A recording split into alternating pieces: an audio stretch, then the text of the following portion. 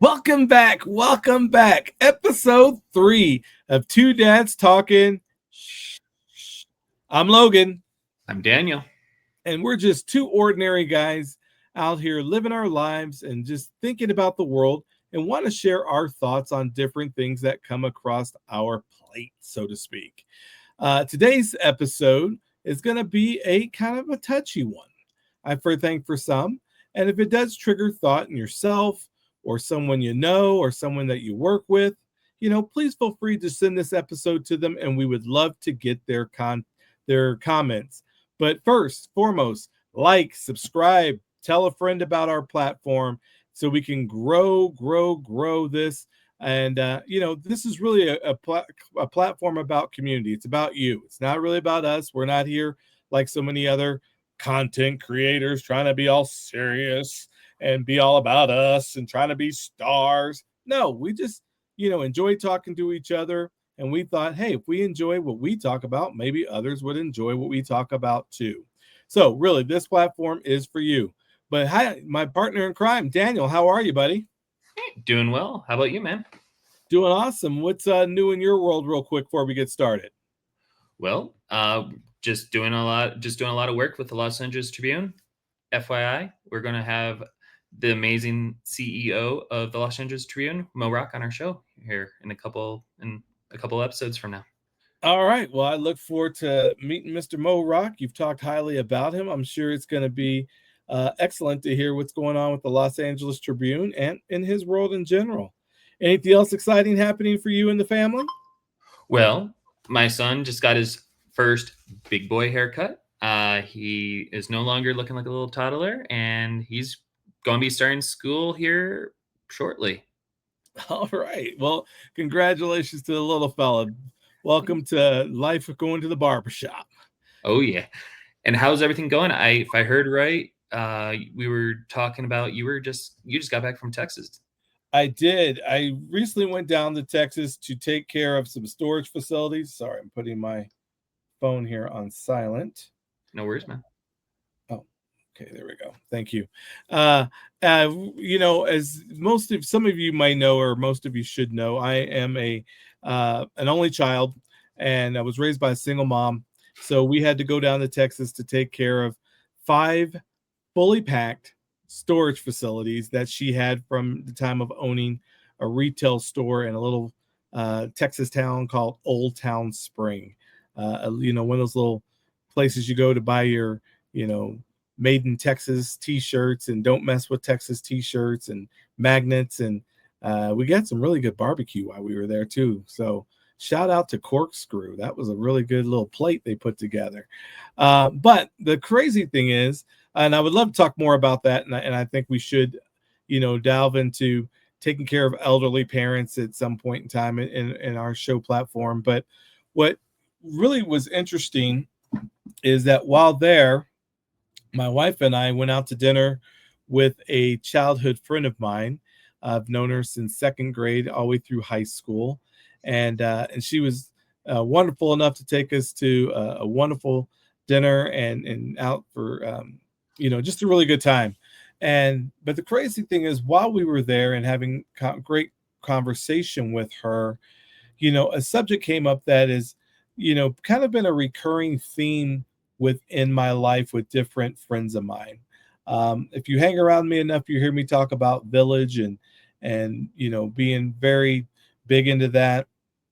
Since I've been an only child, my friends became siblings and other things. So I take my friendships very personal, and they mean a lot to me.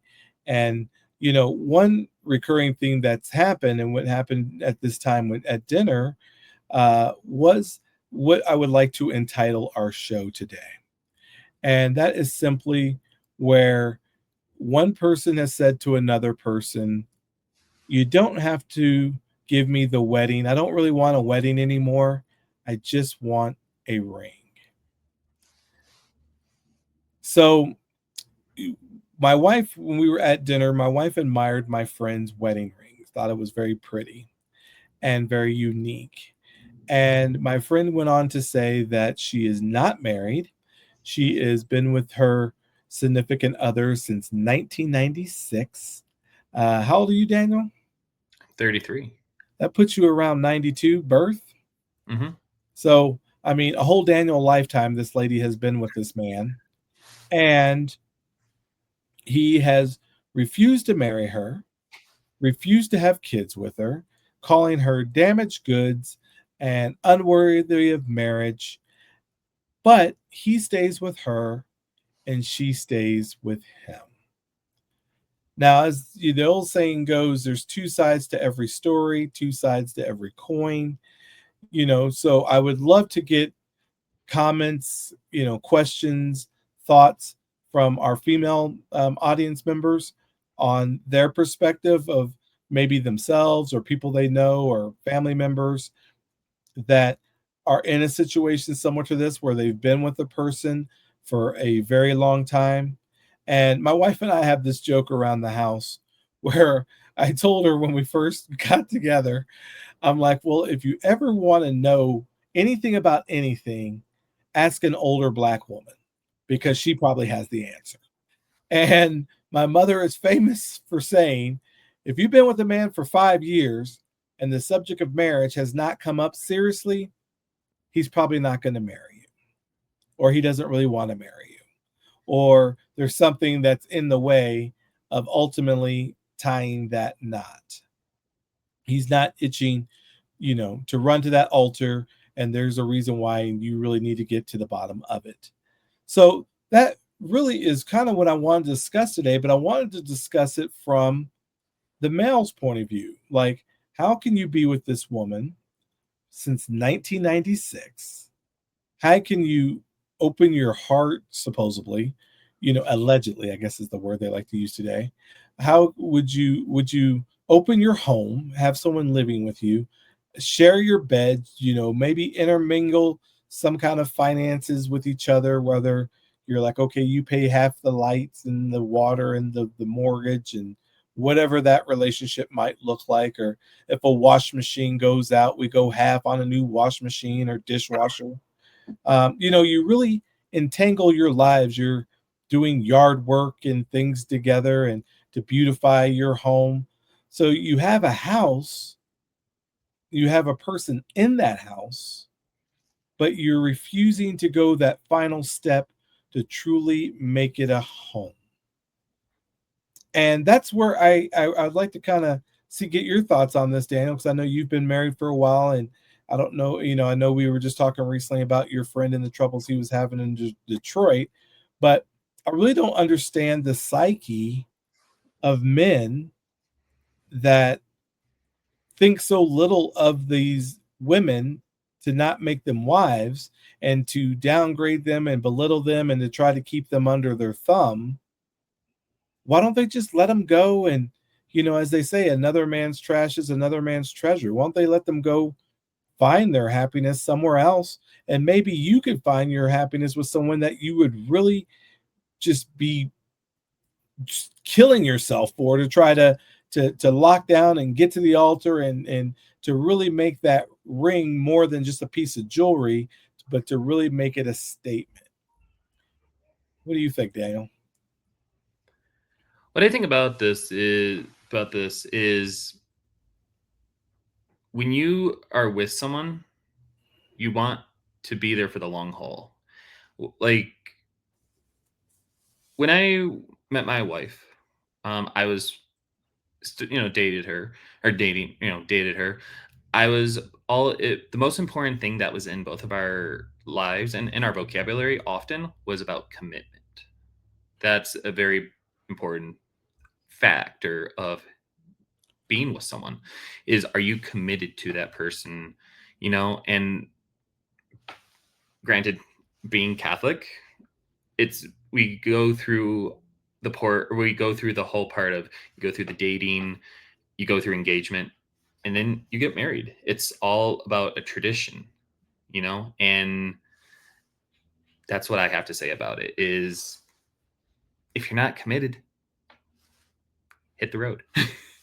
Well, I mean, I think, I'm sure if this gentleman was on a lot of guys, if they were on, with us, they'd be like, look, I've been with her since 96. We live together. And, we, again, buy washers and dishwashers and we do yard work. And, I am committed. We're just marriage isn't for us. Yeah. I guess my thing is, in essence, you can say that, yeah, we're committed. But if you're like, you're, broken goods and, this, that, and the other, and I wouldn't have kids with you. But you're not letting someone go free and you're keeping them, almost held hostage in a hostage situation emotionally. What does that say about you? I mean, I just could never imagine being with someone for so long, be belittling them on a daily basis, being a total jerk to them.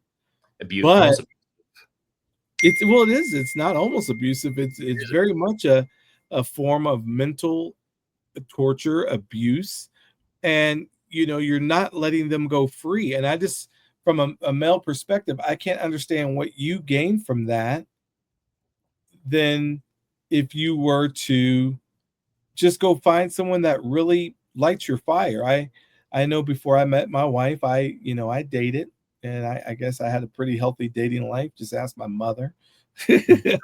uh, but I knew that when I met my wife, and I knew that she and I were well suited in a lot of regards, that it was time to treat her differently than I treated other people that had come into my life prior to her. And we had made a different level of commitment through marriage and mortgages and children and things that other people in my life, we never made it to that extra step. And so, and I knew it was important for me to do that. In fact, I had a really good friend of mine that I tell him when I still talk to him to this day, I always say, you ruined my life and you saved my life. Right. Because one day his wife called me up and said to me, when I was a single fella, I don't care what you're doing tonight, you're going to take my husband out for a beer. And I was like, well, I'm not really doing anything tonight. So I go, okay, I can hang out with my boy. And so we go out to this little bar, little place. And as we're sitting there, I noticed there's a couple ladies that caught my attention. Again, I was single, and one in particular. And so my buddy was like, man, I'll play wingman for you. I'll keep her friend busy while you get your little repartee on and talk to her. And so as I'm trying to work on that situation, on one hand, he and I are having a conversation. And I said to him, his name is Vince. I said, Vince, like, you got the coolest wife in the whole world. Like, she begs you to go out with your buddies and to hang out. And at the time I was living in by Portland, Oregon, which Portland's known for a lot of things, keeping itself weird for one, but it's also known for its many gentleman clubs, let's say. And even though I'm not a gentleman club kind of a person, I jokingly said to him, I'm like, your wife's so cool that, she'd reach in her little brassiere and give you a couple dollars and say, go on down there and have some fun if you want to. And I was just like, that's just amazing. Like, why don't you ever want to go hang out? Why do you always just want to be home? And the man says to me, and it was really almost like past the salt, something very insignificant for him, but it changed my life forever. And and I don't remember exactly what he said, but the way the story goes in my head, it almost is like he said, you know what, Logan, let's imagine like back when Hugh Hefner was alive. You remember him? For you older folks out there, some of you young heads might not realize who he is, but he was a owner of a magazine called Playboy Magazine once upon a time. And Playboy Magazine was on newsstands all over the world, and guys used to line up every month to go get that little magazine in the black wrapper. And they had beautiful girls inside doing various things. And he said to me, it's like if Hugh Hefner called you up and said, Logan, I'm sending the private jet for you. And I'm going to have it stocked full of Playboy bunnies and and I'm going to fly you down to LA, and I'm going to have a party in your honor, and all your heart's desires, you can just have it, whatever you want to do and however you want to do it. And my buddy says to me, you know, how you feel in that very moment is how I feel every time I come home from work, walk through the door, and my wife and kids greet me at the door. And of course, I'm a single guy. I'm like, oh man, whatever. Like, come on, man, tell me something different. Like, like, okay, whatever. Playboy bunnies compared to like your wife and kids greeting you at the door. Okay, that's a good one. Let's get back to this action over here, what we're trying to do. Well, later on that evening, the night went very well for me. I found myself in the middle of the night. I couldn't sleep, and I'm tossing and turning, and I'm just cannot sleep. And I kind of sit up like the Undertaker from the wrestling fans out there, and I'm mad at myself, and I'm saying, why can't you turn your brain off? Like, what's going on? Why can't you sleep? You just went out, hung out with your buddy, had a little successful night for yourself, and you just, why you should be happy and just sound asleep right now. You should be in bliss. But it hit me right at that moment that if I wasn't in pursuit of what this man was talking about, that what he was talking about was light years away in thought and consciousness and maturity and involvement and humanity, then I was a Neanderthal to him being a Jetson or something, for those folks that remember that cartoon. He was light years away from where I was sitting. And it hit me at that time that even though I'd been around the world and had all kind of crazy stories of this, that, and the other from college days and being an athlete and this, that, and the other, I did not understand, and I could not comprehend what this man was talking about. And unless I was in the pursuit of that, I had nothing. And right then and there, my life changed. And I knew that, I stopped going out to the clubs and the bars and the different people in my life. I had to get the broom out and sweep them out of my life. And I told myself, I wanted what this man had. And it wasn't, but, a couple months later, that's when I met my wife, and I truly believe that God sent this man to me to sprinkle those words into my heart and into my life to make me want to change who I was as a man, to start thinking like a husband, not as some kind of scallywag out in the street. And when I started thinking and treating myself and started acting like a husband, God sent me a wife. And, and then not saying my marriage is perfect. I'm sure no marriage is. We work on it every day. We get up and consciously make a plan to work on it and forgive each other for, our imperfections. And we choose to look at our spouse's imperfections as that's what makes them perfect for us, because their little idiosyncrasies is what makes them them. And that's what makes them perfect for us, not maybe perfect for the general population. So when I hear stories of this man being with my friend since 1996 and has taken all the best years of her youth from her, just to still leave her in this state of anguish of, all I want to be is seen, heard, and by the symbol of that ring, chosen. It just really, I just don't understand the mental makeup of a man that would do that to a woman. And on the flip side, and I would love to again hear from our female audience members that listen to the show and that are shit talkers too, that how, on the flip side, how do you stay in that position when you have so much to offer, and obviously you're good enough, or whatever, I don't know if that's a good term, you're worthy, good enough, however you want to place it, for a man to say, hey, I'm going to be here since 1996 too. I might not marry you and commit and all this, but I'm not going anywhere. We're going to be sitting in this house miserable together. Um, you know, you're worthy to be that. If you're worthy to be that, you're worthy to be, go all the way. You're worthy for someone that could truly appreciate you, to see you, to honor you, and that would want to give you that ring, not where you have to say, okay, let's just forego the wedding out of frustration. Just give me a ring. Um, I just don't get it. My thoughts on this. What marriage is a covenant.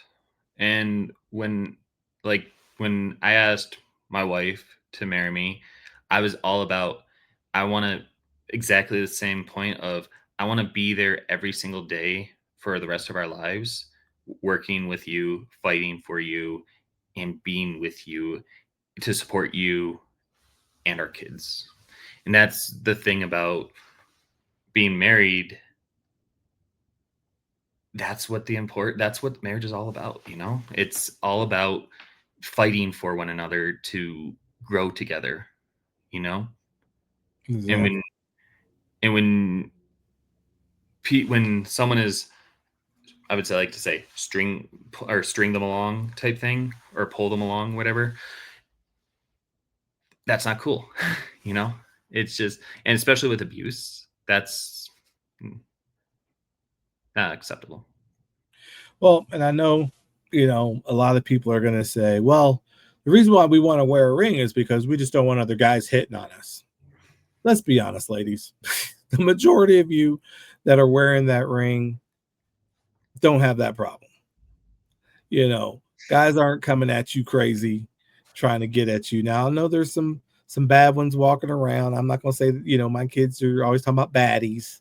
Yeah, I'm sure there's some baddies that probably put on a ring because they do have that problem. But, you know, for the people that I know that have been wearing, falsely wearing wedding rings and engagement rings and all that, promise rings or whatever the heck, most of them don't have a list of people beating down the door trying to to uh, to get in their pathway. Because if that was the case, they wouldn't have to be dealing with this joker on this end, because they would have options.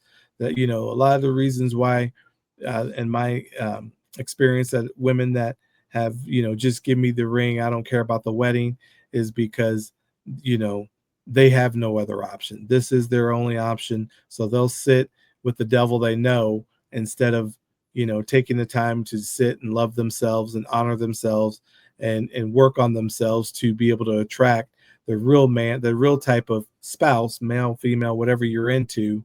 Because, I have known some ladies that, and same sex couples, same thing, still trying to find love, um, even in those relationships as well. So I don't want to make this strictly a male and female situation. It's just, in this case, it happened to be a male and female situation. So, you know, I would love to get feedback from the audience. Hear your experiences.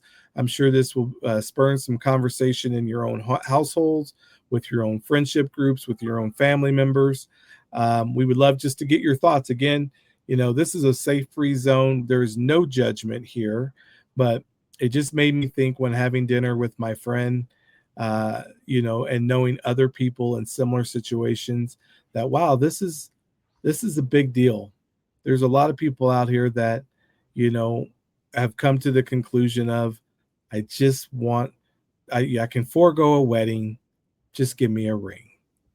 So if that's you out there, or if that's anyone you know, please subscribe, like the show, put your thoughts in the comments so that we can, hear what your thoughts are. I would just love to know how we can best support you, because I know in my friend's case, you know, I hadn't seen her in about 30 years, and she was still just, and then even though we closed the place down, and she was just still trying to grasp on, like, hey, can we go to, is there any other place that might be open? And, I mean, she just wanted to be around people that loved her, and that saw her, and that respected her, and that just really took time to listen, and just understand that, hey, you're special.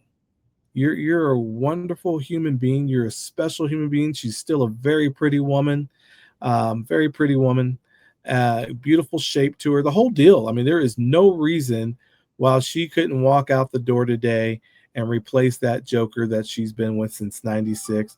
She is like the bird in the cage with the gate wide open, but she refuses to fly because she's been so emotionally beat down. So if you can relate to this story, or if you know someone that can relate to this story, and that this might be an avenue to open up a line of dialogue with them, sorry for my ice maker going off. Please send this story, send this clip to them. We would love to get their thoughts. We would love to, have a little support group of, shit talkers out here, shit talking army that says, hey, we'll come around you, we'll come alongside you, we're here to support you. You're better than this. If you really want to fly out of that cage, we're here to help, and we're here to say you can do it. So I'm Logan. I'm Daniel. We look forward to seeing you in the future, but thank you again for being a member of Shit Talking Army and coming back to listen once more.